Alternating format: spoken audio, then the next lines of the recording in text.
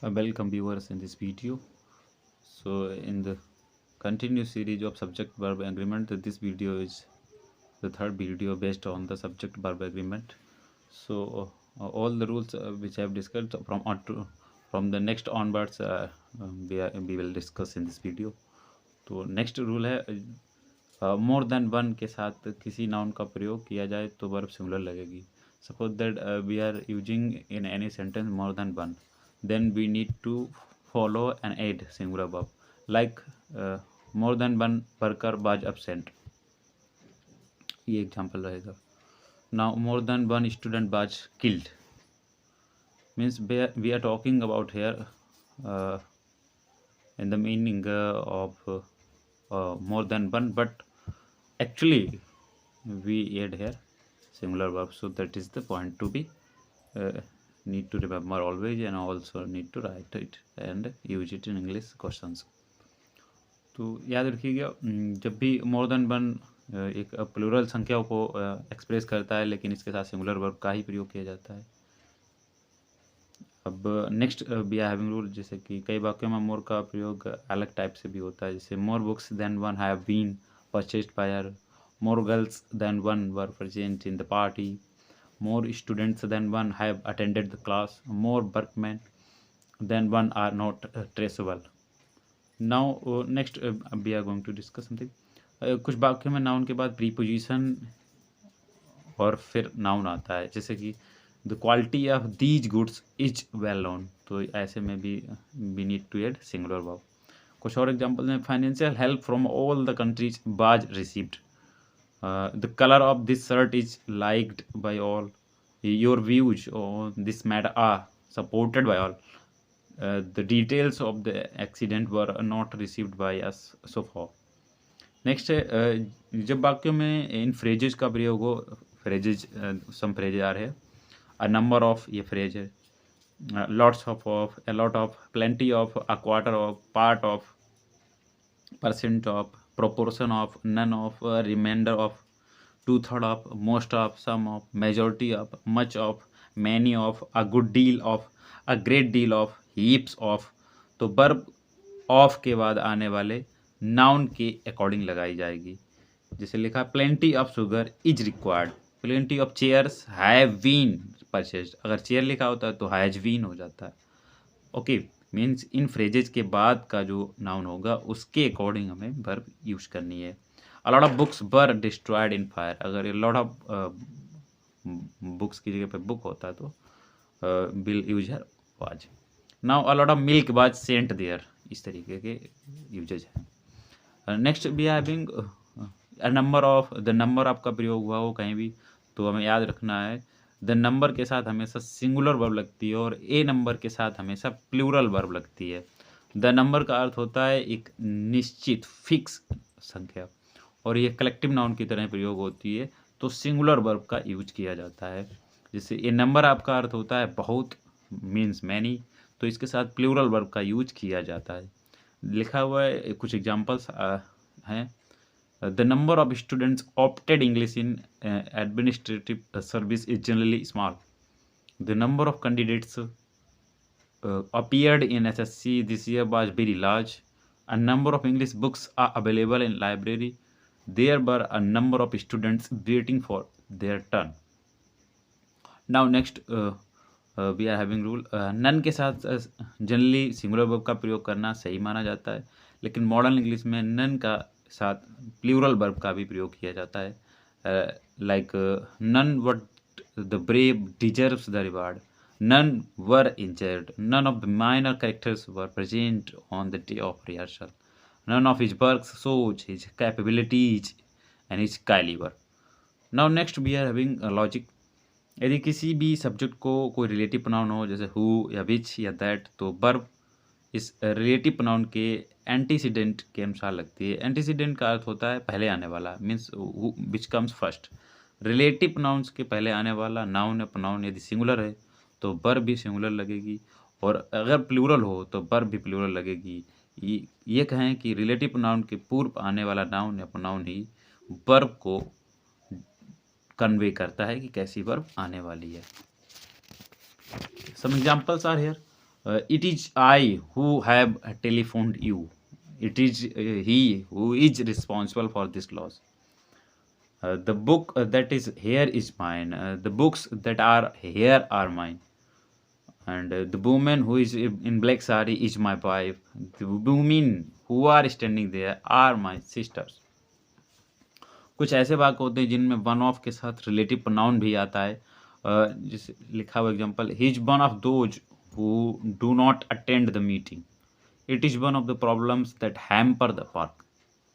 ऐसे वाक्यों में वन ऑफ के बाद आने वाले नाउन या प्रोनाउन के अनुसार वर्ब लगाई जाती है। उपरोक्त दोनों सेंटेंसेस में वन ऑफ के बाद नाउन या प्रोनाउन दोज एवं प्रॉब्लम्स एक साथ आए हैं, तो वर्ब डू एवं हैम्पर भी प्लूरल लगी हैं। ठीक है, नेक्स्ट हमारे पास नथिंग बट रहता है। नथिंग बट वर्ब है, इसके साथ हमेशा वर्ब सिंगुलर लगानी है, चाहे नथिंग बट के बाद आने वाला नाउन सिंगुलर हो या प्लूरल हो, need not to worry about that. Means nothing but लगाए तो need to use singular verb always. लिखा हुआ है nothing but hill is seen, nothing but birds is seen, nothing but girls is here, nothing but a student is here. इस तरीके से use करना होता है। मतलब यदि दो सिंगुलर नाउन्स के पहले नो का प्रयोग हो तो वर्ब सिंगुलर लगती है। जैसे no boy no girl was present in the party, no man no women was swimming at the time. जब अंक गणितीय फिगर्स एंड से जोड़े जाते हैं तो वर्ब सिंगुलर भी हो सकती है और प्लूरल भी। जैसे 4 and 4 is 8, 4 and 4 are 8। याद रखिएगा। कई बार कैसे होते हैं जिनमें एज का प्रयोग करते समय एज के बाद सिंगुलर सब्जेक्ट का यूज नहीं करते हैं, सब्जेक्ट अंडरस्टूड होता है। इन वाक्यों में वर्ब का प्रयोग वाक्य के अकॉर्डिंग ही करना चाहिए। यदि अर्थ सब्जेक्ट सिंगुलर है तो वर्ब सिंगुलर लगानी चाहिए, सब्जेक्ट प्लूरल है तो सब्जेक्ट वर्ब प्लूरल लगानी चाहिए। जैसे लिखा है there were not so many workers as were required, there were not so many workers as was expected. Next है हमारे पास लॉजिक। कई वाक्यों में एज के सामान्य देन के बाद सब्जेक्ट अंडरस्टूड होता है और सब्जेक्ट सिंगुलर है तो वर्ब सिंगुलर, और अगर सब्जेक्ट प्लूरल है तो वर्ब प्लूरल लगती है। There were more casualties than was reported, there were more books than were required. Next हमारे पास लॉजिक है everyone, everybody, nobody, somebody, no one, each one, someone के साथ हमेशा सिंगुलर वर्ब लगती है। जैसे लिखा हुआ कुछ एग्जांपल्स हैं, everyone was happy to get this news, and somebody is coming here and each one of was given a gift, someone is there in the hall। Next हमारे पास लॉजिक है either of, each of, neither of के साथ भी singular का verb प्रयोग होता है। ईदर ऑफ, ईच ऑफ एवं नीदर ऑफ के बाद सब्जेक्ट जो होता है वो प्लूरल हो सकता है noun.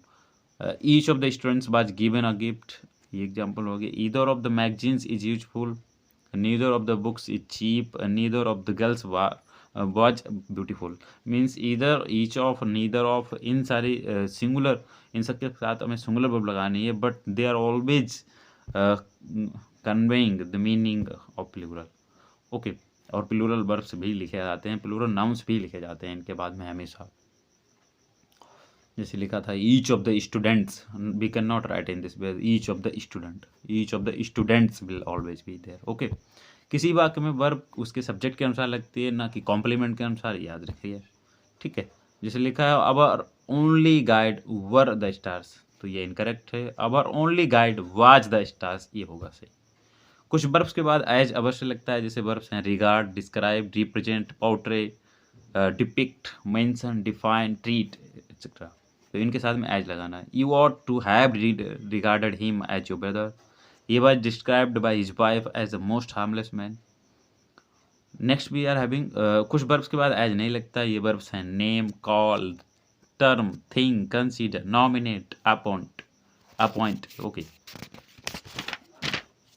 Now we are having some very special kind of thing that is inversion. what is inversion? First of all there must be a question in our mind that what is inversion। तो affirmative वाक्यों का structure हमेशा होता है subject plus verb, मतलब subject पहले लगता है और फिर वर्ब लगता है। This is the basic structure, और वर्ब का प्रयोग सब्जेक्ट के बाद किया जाता है। इंटेरोगेटिव वाक्यों में सामान्यतया जो वर्ब का प्रयोग है सब्जेक्ट से पहले किया जाता है, मीन्स सबसे पहले वर्ब आती है फिर सब्जेक्ट आता है, तो then it becomes interrogative sentence.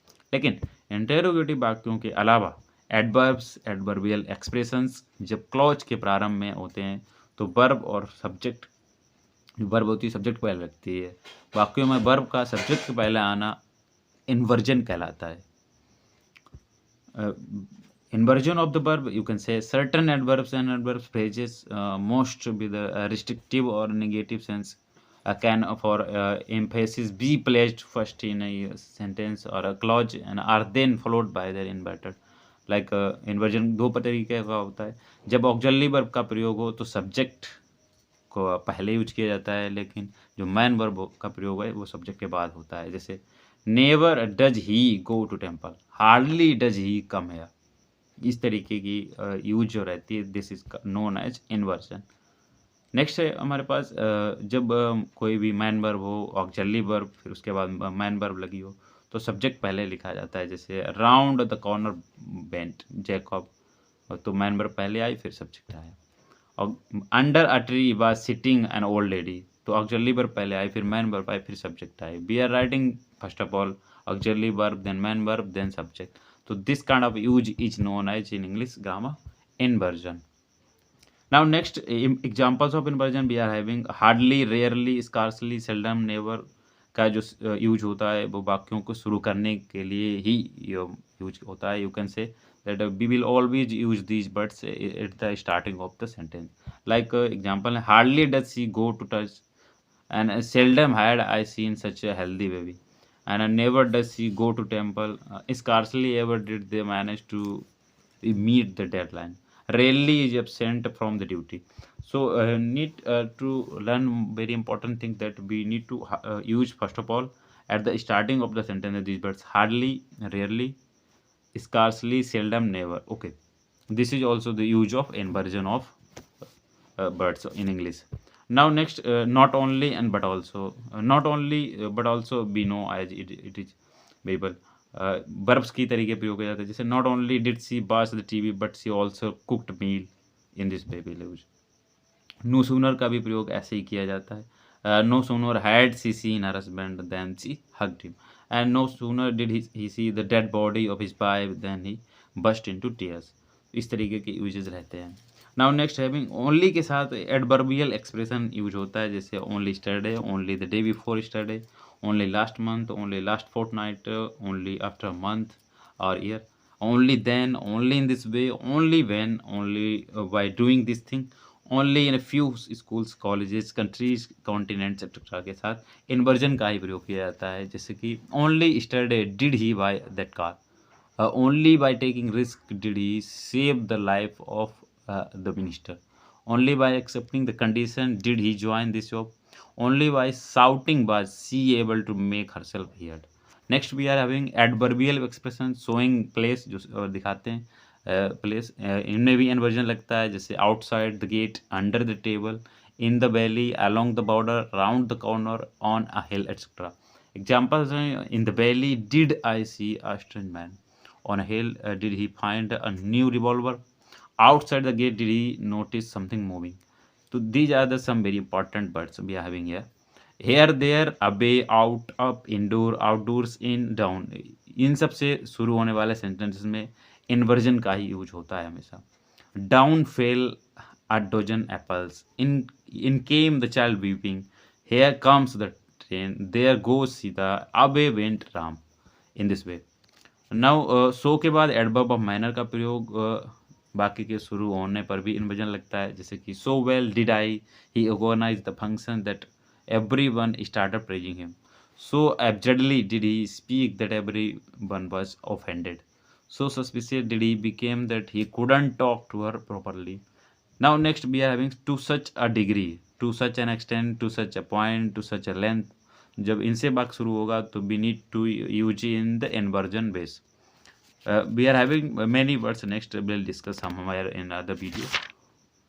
So this was all about related to subject verb agreement topic, and I hope you have learned a lot, and if you are benefited after watching this video, please share those who need such kind of content, and I'll meet you and see you in the next video.